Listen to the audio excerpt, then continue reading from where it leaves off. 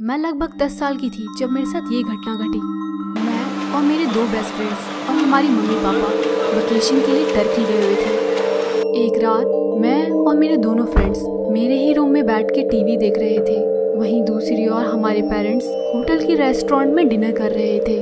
Hotel के rooms बुरे नहीं थे बल्कि काफ़ी सेफ ही लग रहे थे। हमें अपने रूम में काफ़ी मज़ा आ रहा था। हम टीवी देखते देखते मोनोपोली खेल रहे थे। मगर जो उस रात हुआ वो बात मुझे आज भी डराती है। रात के 1 बज गए थे और हमारे पेरेंट्स अभी तक रूम्स में नहीं लौटे थे।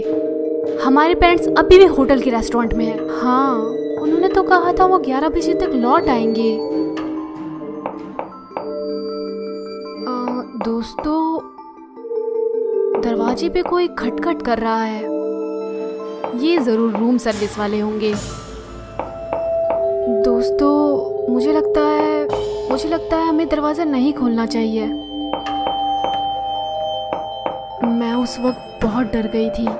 मैं सिर्फ 10 साल की थी और मेरे फ्रेंड्स भी मुझसे कुछ ज़्यादा बड़े नहीं थे।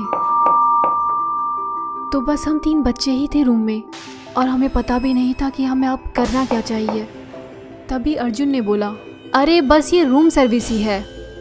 दरवाजे की दूसरी ओर से एक बड़े से आदमी की आवाज़ आई, हेलो बच्चों, दरवाज़ा खोलो।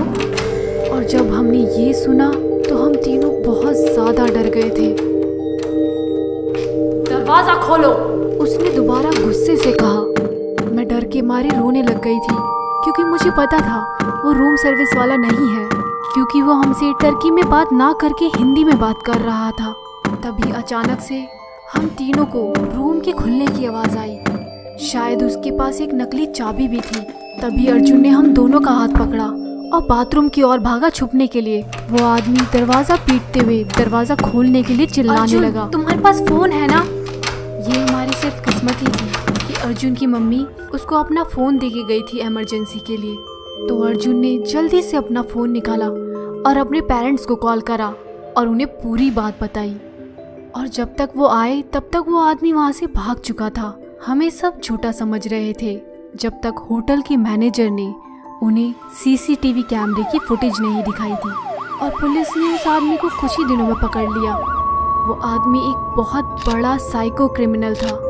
ये हमारी बस किस्मत ही थी कि वो उस रात हमें पकड़ नहीं पाया। मैं उस रात को आज तक नहीं भूल पा रही क्योंकि वो रात मेरी ज़िंदगी की सबसे ख़राब रात थी।